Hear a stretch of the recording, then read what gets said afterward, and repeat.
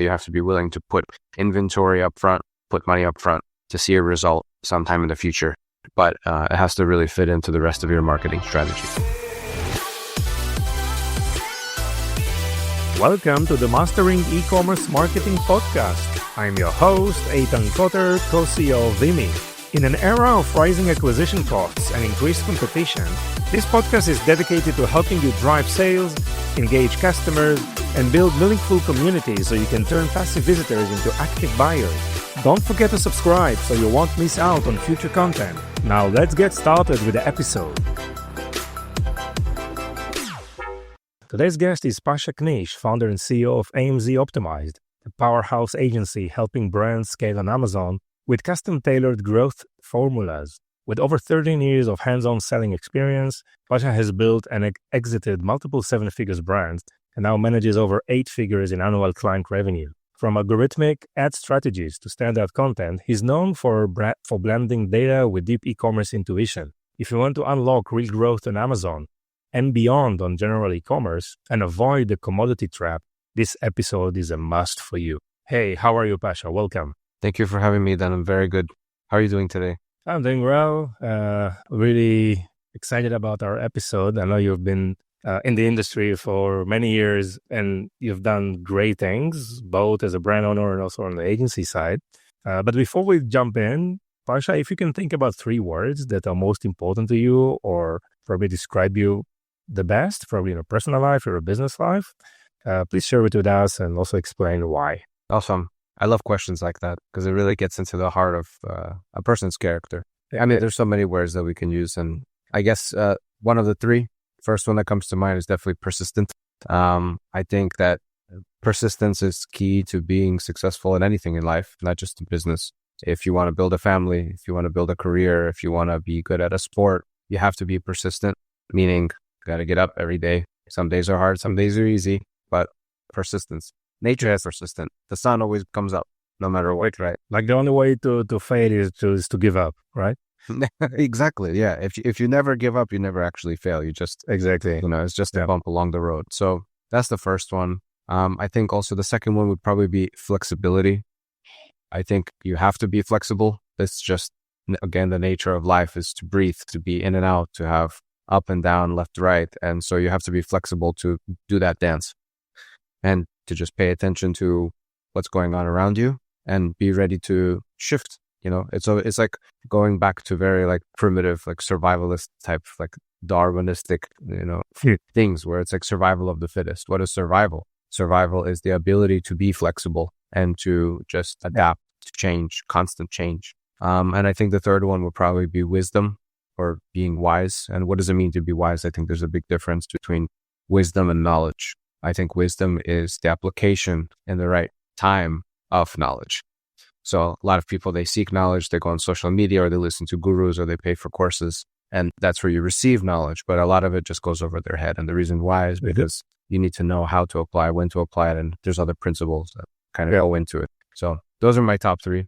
Interesting. So just applying the knowledge to specific use cases to make you smart, right? So yeah, they give you experience and they give you feedback and data. And then over time, you build a certain understanding and that as actually what makes you wise. Yes. Interesting. So thank you for sharing with us this distinction. I think it's very, very smart. So Pasha, how did you go from selling, product on Amazon to managing, 8 figures agency? Good. Yeah. It's a long story. So I kind of going back to the very roots without telling my whole life story, I'll try to summarize it. But basically, I was an Amazon seller in the early days of Amazon, and we were doing pretty well. Just my partners and I at that time. We were pretty young, kind of finishing up college. And, one of us was already graduated and just started a new job at a corporation. And we were selling on Amazon thinking that, man, we're geniuses. We white labeled a hot selling product on Amazon. Somebody told us about it. We were coming kind of from the eBay days, just selling generic goods. And next thing we know, we have a 7-figure business. We're dropping out of college. We're leaving our jobs. We're getting an office space. And that's when I made my first exit. I actually sold to my partners at that time. And then I went on to build my own brand. And it was a couple of years later when Amazon PPC was already out. and it was started to get harder to launch at that time. But I was able to launch. However, as many of us know, when you're building a business, you can't pocket all the money that you make because then you can't grow, right? So I had to make some side income while I focus on reinvesting back into the business, just so I can support myself and my family. So I started doing some freelance work, and I realized that I'm pretty good at this thing. I'm a great operator. Not only am I, able to open these brands, that was my main function. I was operating the company before. So I said, okay, let me open up these services to the public. I started going on a couple freelance sites, but here's the truth. I suck at content. I don't suck at ads, but I don't like managing ads myself that much. I'm definitely not a great graphic designer, subpar writer. So I couldn't do those things. I needed to hire out. So I started bringing on people, and taking on bigger projects and bringing on more people. Next thing I know, I'm disconnected from the actual doing, and I'm more connected to the client, what their needs are, what their goals are, and managing a workforce, managing a payroll, managing the taxes. And, it just kind of snowballed into this thing where now it's like, well, now I have people who are helping me with social media and doing speaking arrangements. And now I have a CFO who's helping me with all this kind of, bookkeeping and different, we're doing so much now in addition to running the agency.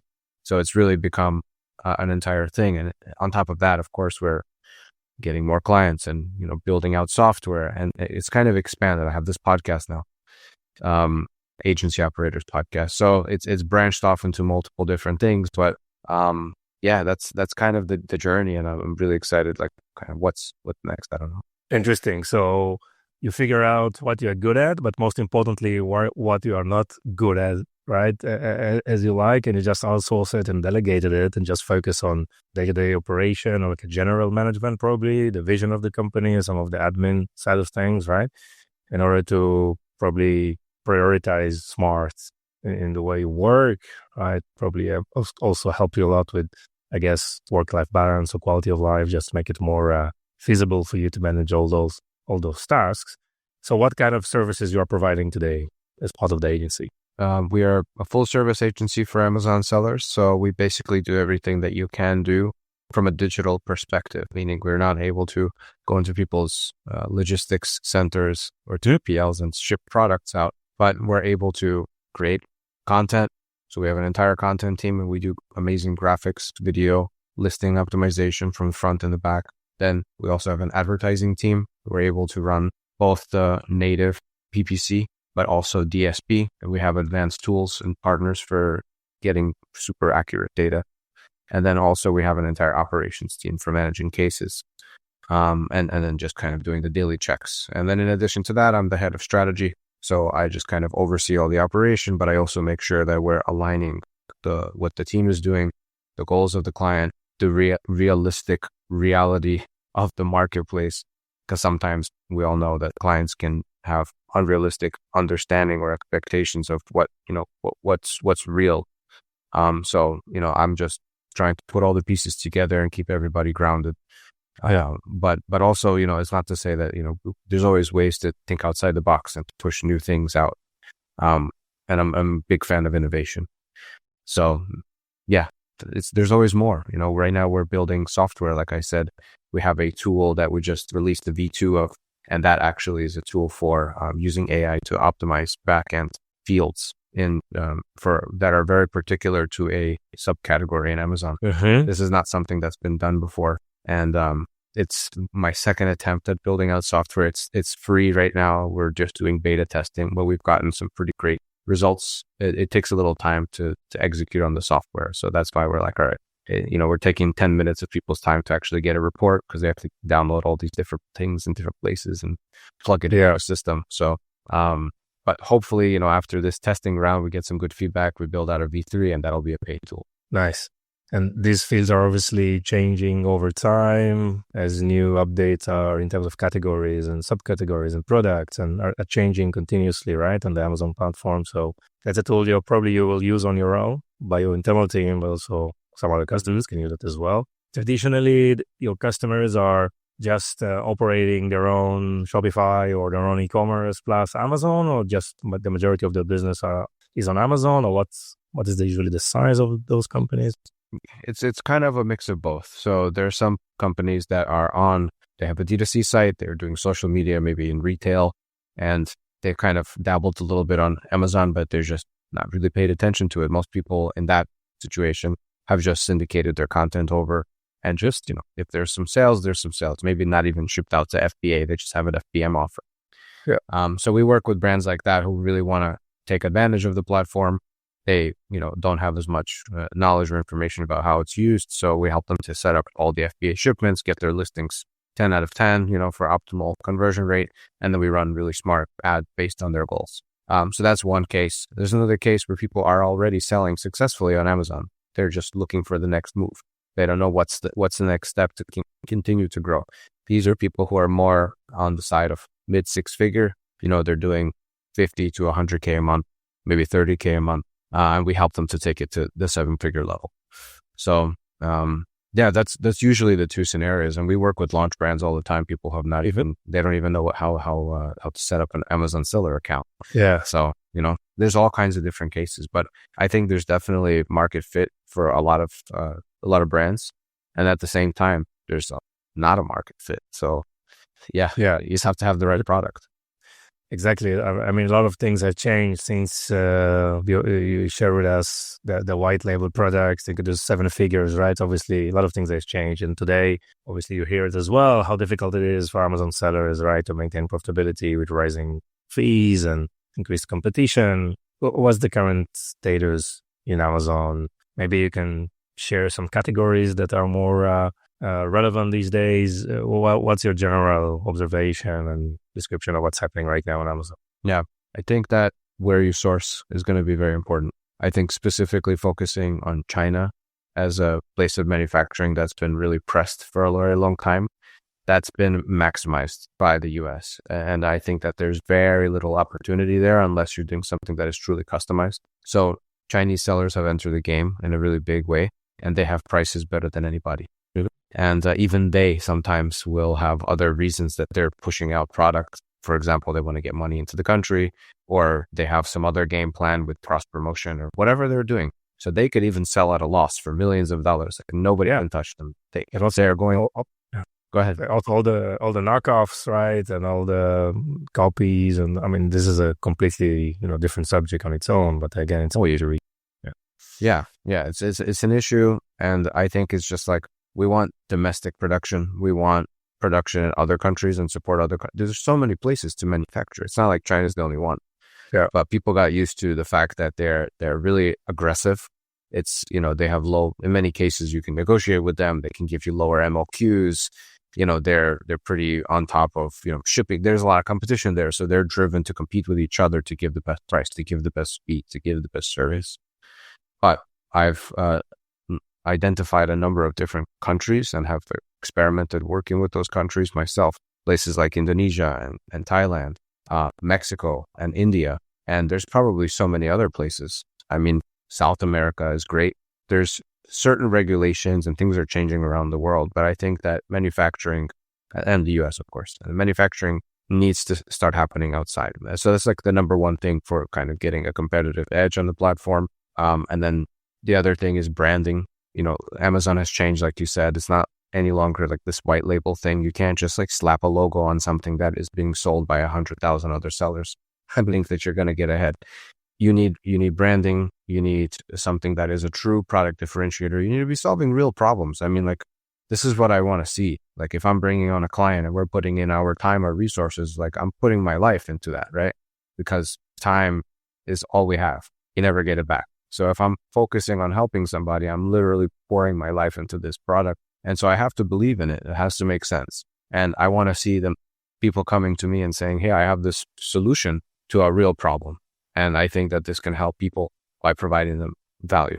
And so that's something that I feel motivated to say, let's do this, guys. I go to my team and we come up with a plan and we get them out there and we help them to make money, but we help the customer to get something that's better. So either it's more cost effective or it's just a healthier alternative. Like, for example, somebody comes to me and they say, I have this brush for the grill. But the problem with brushes for the grill is that you scrape it and the micro metals get into the food and people consume it and they have metal in their body.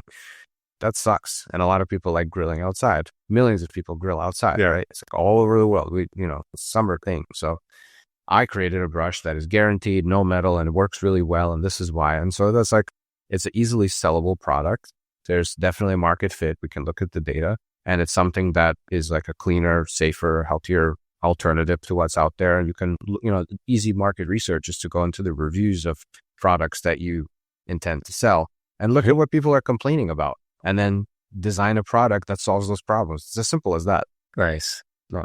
Yeah. And obviously, like, there are a lot of strategies around advertising that worked in the past, but they're not effective, right, for driving relevant traffic and create conversions. What is the, let's say, a relevant marketing approach or investment around the Amazon, platform for success these days? Yeah, I think you have to go after relevancy more importantly than anything else. Prior to that, I think you have to have a listing that is both front end and back end optimized. So what that means is you're telling the Amazon system, both keyword based, but also just contextual and semantic based, that your listing makes sense. And all those extra fields we talked about are filled out. So you're basically feeding the algorithm exactly what your product is and what it solves, and then running ads that are highly relevant, not going after every single keyword like people used to sell back in the day on those YouTube videos. Rank number one, they'll tell you. How could everybody rank number one for everything? No. Yeah. And sometimes you could rank number one, but you're not going to make any money because competition's high, CPCs are high, thus you make no profit. So you don't always want to go after page one ranking or first position ranking. Maybe you're fine with number 6. 6 is where you can stay top, but also make money. So maybe 6th position is actually the best for you, not number 1. Mm-hmm. So you have to know kind of where you should really lie in order to, like I said, it's all about the goals. Maybe some people, they're fine to lose money and be number 1 because they're looking for visibility and they want to use that visibility to leverage their D2C, where they can capture the customer's information and remarket to them, and their lifetime value is higher there. That could be one approach, but it has to be relevant. But anyway, I digress. Back to your question. I think a full funnel strategy is best for most brands, and that's possible now with tools like DSP. So DSP, you can add new to brand customers outside the Amazon platform. You can show them sponsored product ads, then you can retarget those people with sponsored brand video, sponsored display, so they can learn about your brand. And then eventually they become a converting customer and subscribe and save, hopefully, if you have a consumable product, and that increases lifetime value. So you're basically just using that entire channel to consistently optimize to, on one side, increase lifetime value, on the other side, to decrease the cost of acquisition. Yes. So it seems there's a lot of focus around optimization, right? Optimizing so many things, like use data.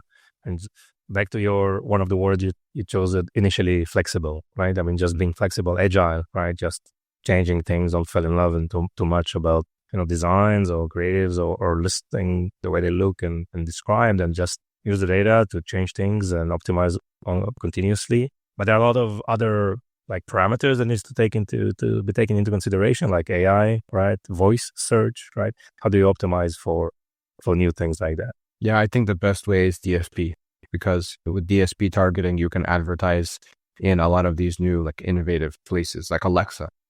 And also if you have, so Amazon started looking at your website to kind of as a part of their consideration for how well you rank. And that's both exciting and scary at the same time. Wow.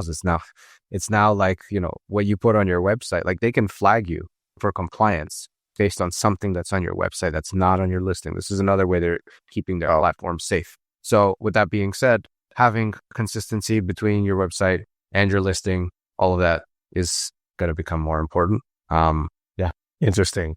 Obviously, generating traffic from outside of Amazon to Amazon listings is also helpful a lot in the ranking, right? I mean, I know Amazon are not that advanced in their influencer or affiliate marketplace, but generating traffic from Instagram and TikTok to your Amazon listing, I think, is very, very powerful for ranking, obviously. Yeah, they incentivize it. They have the brand referral bonus. They give you 10% kickback for that. Yeah, and all of that just kind of contributes, kind of like back to your like question from before. It all contributes to showing up in ChatGPT, and the AI engines will eventually pick you up because you have so much relevancy across all these different results.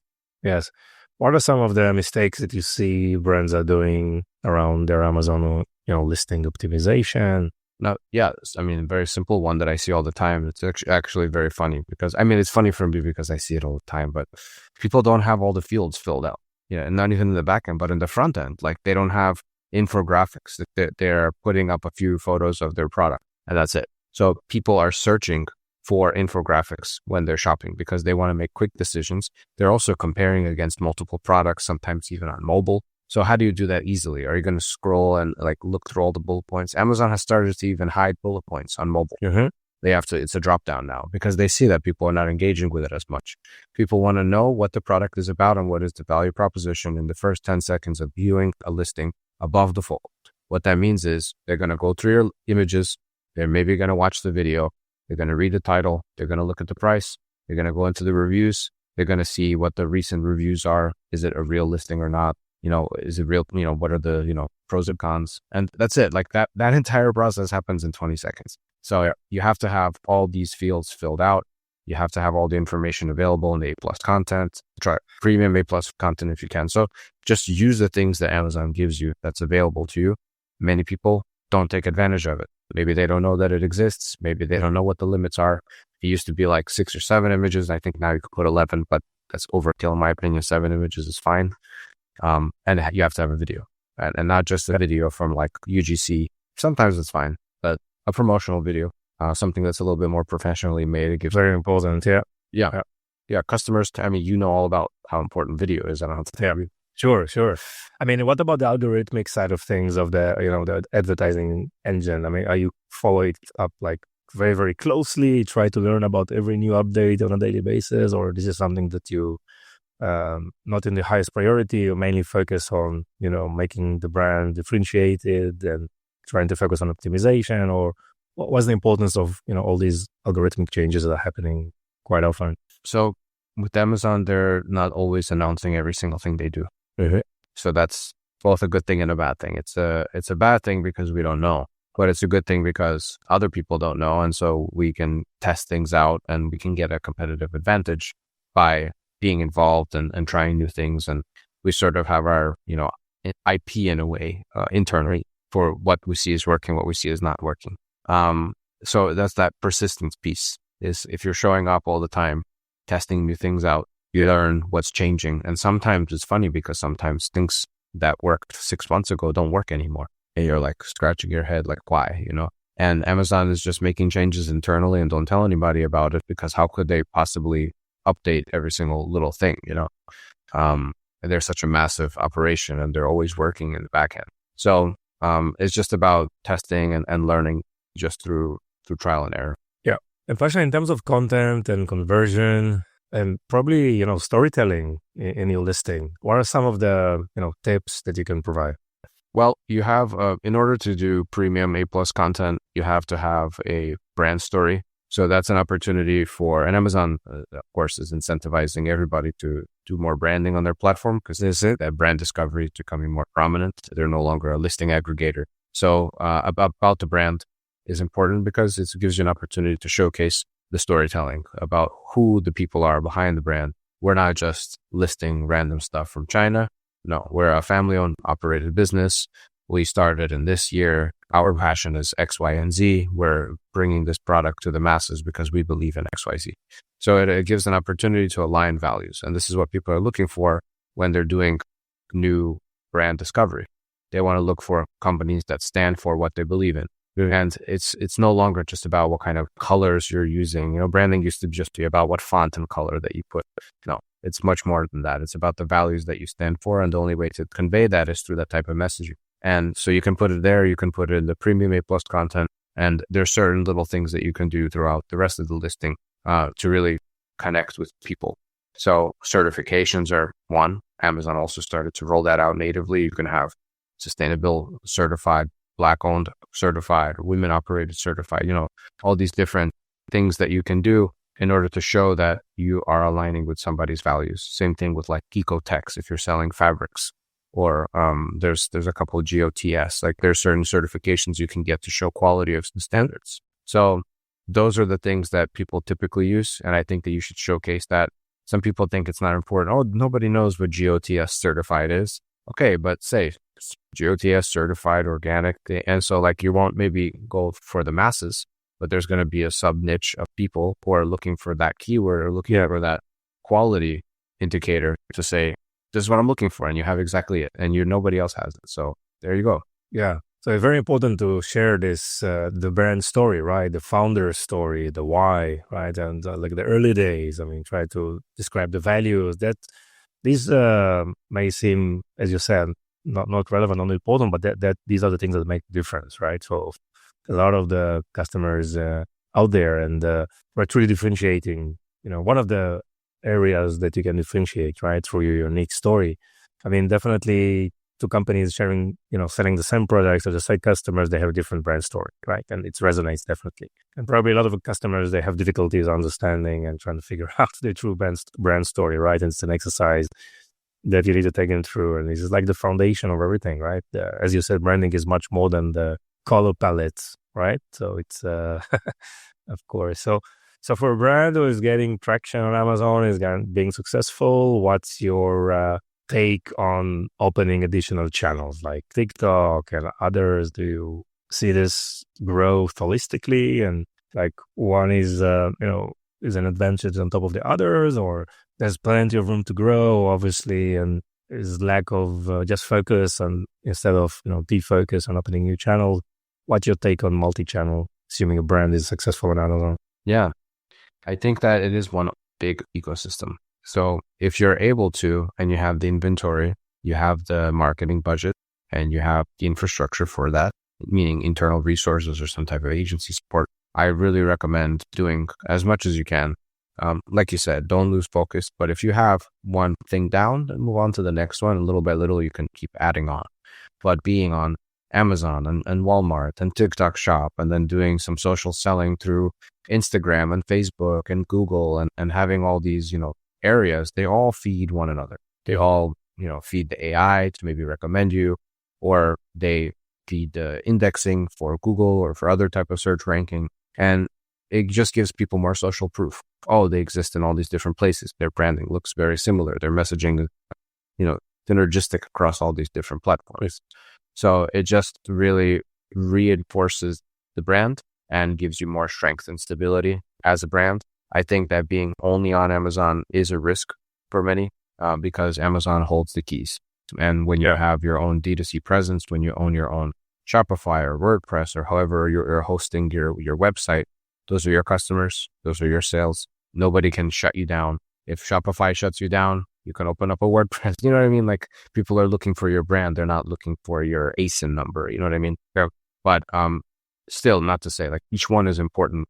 It's like I look at it as an octopus.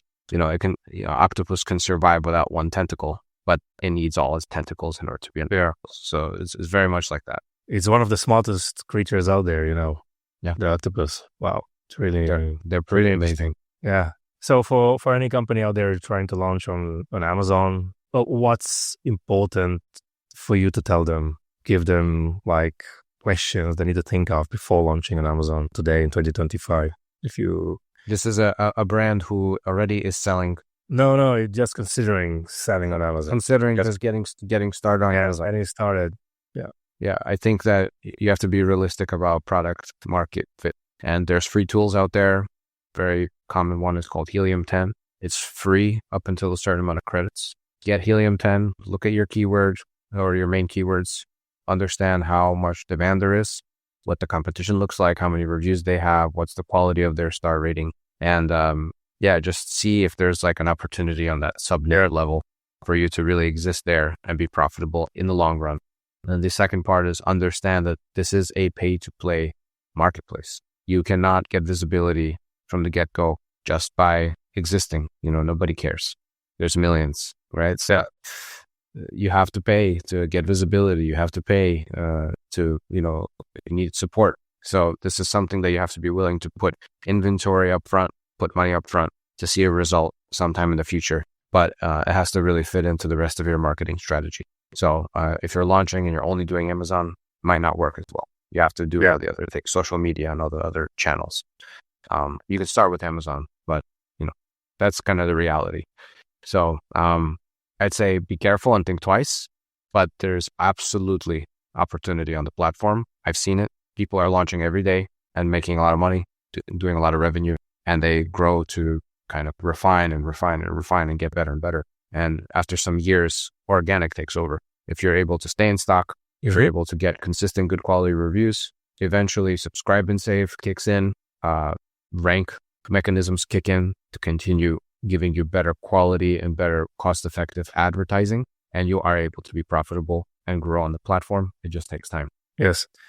I mean, this is a great insight, Pasha. I mean, just focus on this market research and understand that you need to pay for growth, right? And again, it can be done, but it's obviously different. As you said, working with multiple other channels that generate traffic and make sure you're available. And as you said, Amazon is just checking you out outside of the Amazon platform. So that really was a very, very important note. So Pasha, how people can find you and the agency? Sure. You can find me on LinkedIn, Pasha Knish. You can DM me. You can email me at pasha@amzoptimized.com. Get in touch. We have a free mini course. We have a free tool. Everything is, you can find it on amzoptimized.com. We also have the Agency Operators podcast. That's our local right here. And check it out. We have lots of free content out there, and I'd love to chat with anybody who has any questions. Great. Anything else you want to add? I think that's it. I really had fun chatting with you, Dan. Thank you very much for having us. Super interesting. Thank you so much. Wish you all the best. Likewise. Take care.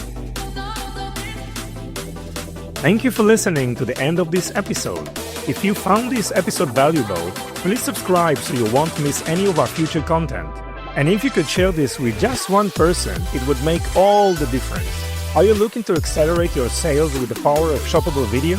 Explore Vimy, the video commerce platform that includes live shopping, shoppable video, and social commerce capabilities. Visit Vimy at www.vimy.net, that's VIMMI.net, where you can start with a free for life package. We appreciate your support and look forward to bringing you more valuable insight in our next episode.